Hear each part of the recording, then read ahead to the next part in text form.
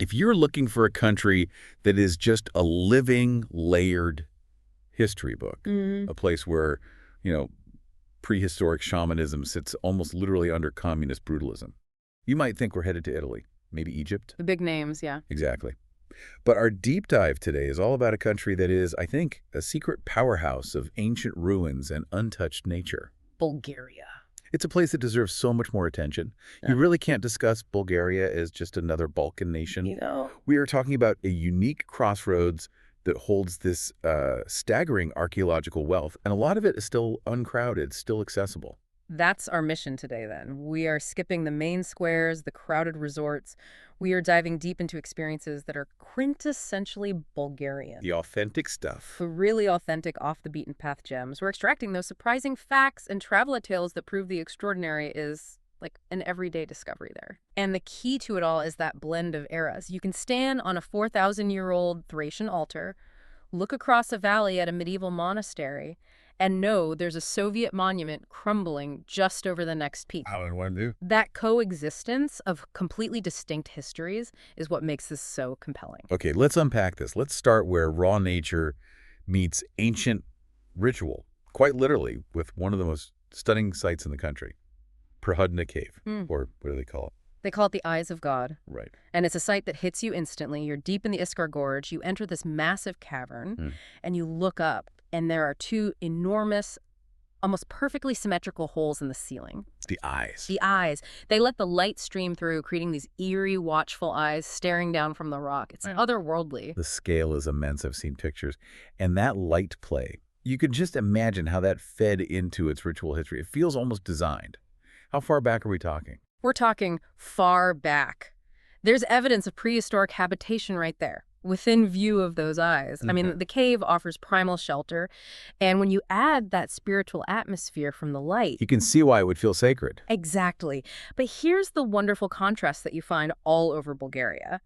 That profound ancient history is now blended with, well, modern adrenaline. What do you mean? Prohodna Cave is now a major hotspot for extreme sports. It's a favorite destination for bungee jumpers. No way. So this ancient sanctuary is now a thrill-seeker's launch pad. It kind of captures the Bulgarian spirit, really, blending that primal awe with a very modern edge. But if we want to talk truly ancient human expression, we need to go completely underground. Okay. Into the Magura Cave, deep in the northwest. This is where we find, you know, Europe's oldest documented creativity. And you have to go, what is it, 2.5 kilometers into this labyrinth of dripping stalactites to see it? You do, and then you discover art that is 8,000 years old. It's just staggering. What are the paintings of? Yeah. What are they showing? They're a raw, unpolished window into Neolithic life.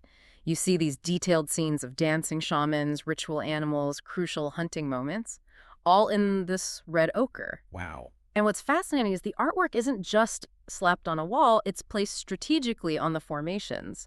It suggests the cave itself was treated as a kind of underground cathedral. A gallery tied into their mysticism. Deeply intertwined with early Thracian mysticism, yeah. That's an incredible insight.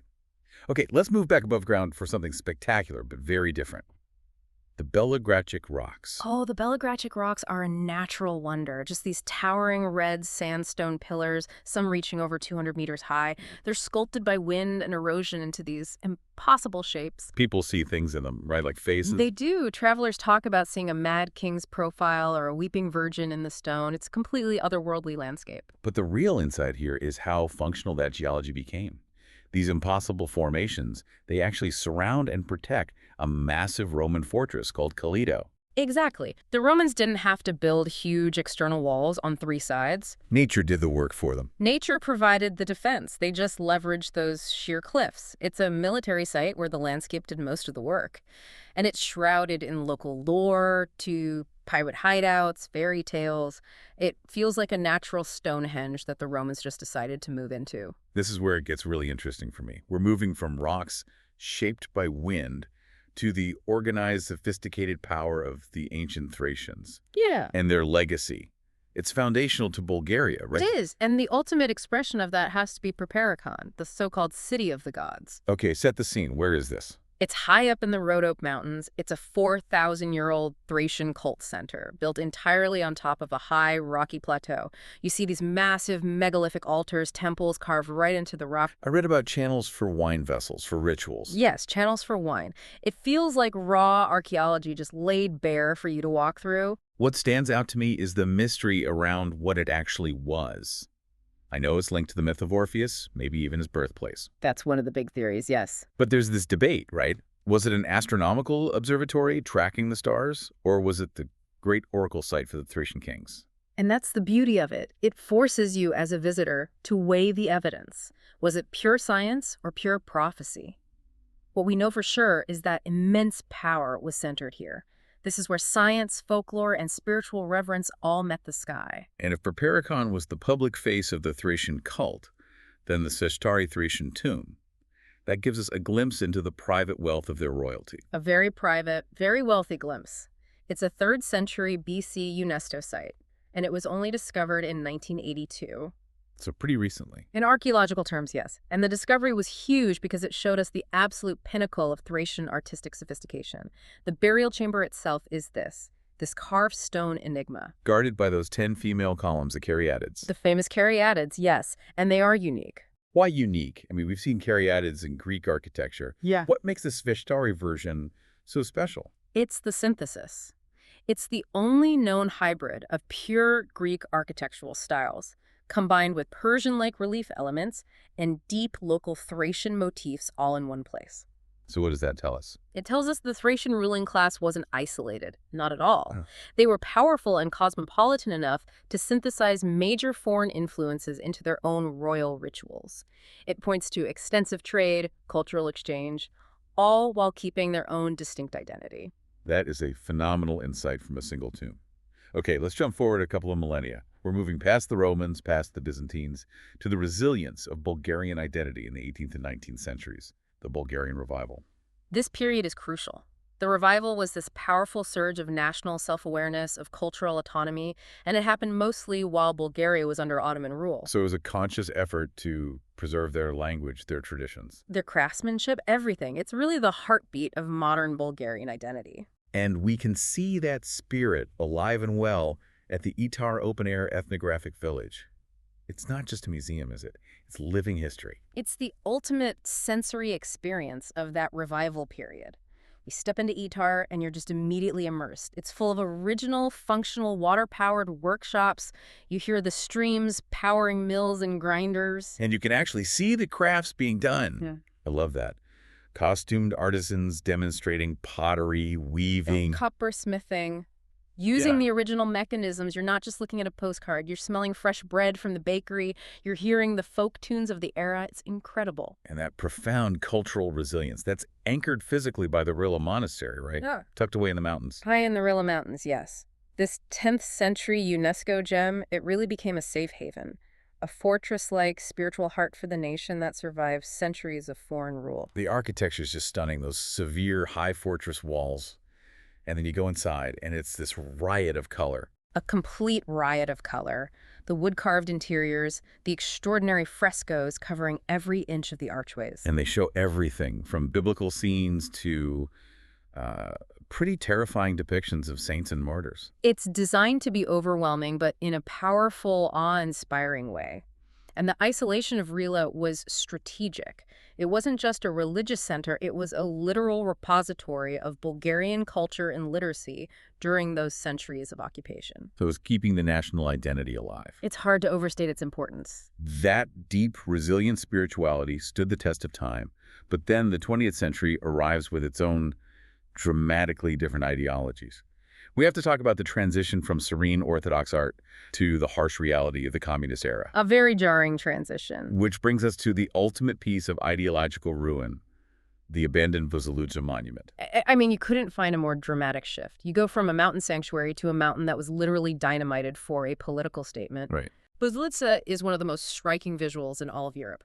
It's this giant, flying saucer-shaped brutalist relic just perched on a high peak. It perfectly captures that blend of utopian ideology and, rapid ruin. And the history is so brief.